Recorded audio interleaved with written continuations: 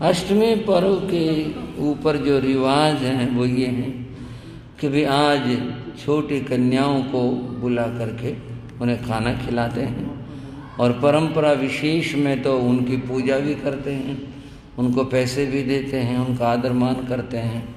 अष्टमी और नवमी को तो ये स्थिति होती है कि कन्याएं ढूंढ ढूंढ कर बुलवाते हैं, भाई अपने बच्चों को भेज दियो, उसको भेज दियो। और तौर का नौकरानी को भी कहेंगे कि वे तो अपने बच्चियों को ले आइयो, कल उनको खाना खिलाएंगे, अष्टमी हमारे अष्टमी मनाएंगे, हमारे नवमी मनाएंगे। हाँ भाई, जो मैं कुछ कह रहा हूँ ऐसा ये या कुछ और है? अर्थ क्या निकला इस बात का कि वे अष्टमी नवमी में कन्या पूजन होता है, कन्याओं का सत्कार होता है, मान सम्मान होता है।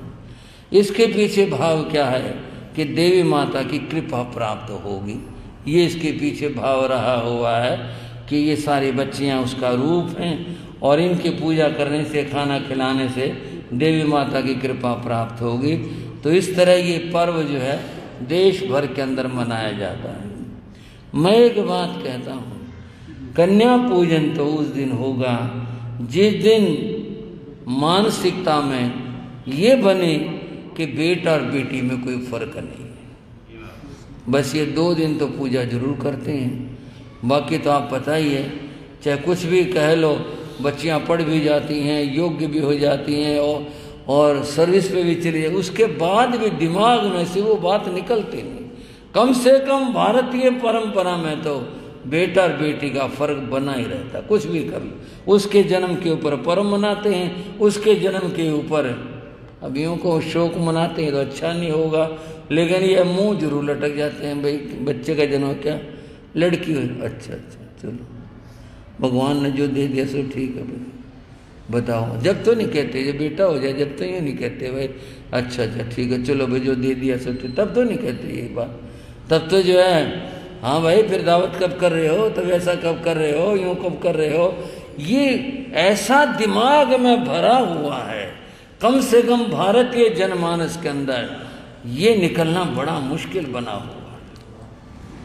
कन्याओं का 2 दिन पूजन कर, 2 दिन खाना खिला दिया, हो गया बस सारा काम, इसमें बात बन गई। जब तक कि बेटा बेटी के बीच में भेद की जो रेखा ये नहीं मिटेगी, तब तक ये सारी के सारी परंपराएं और रिवाज हैं, कुछ और नहीं है।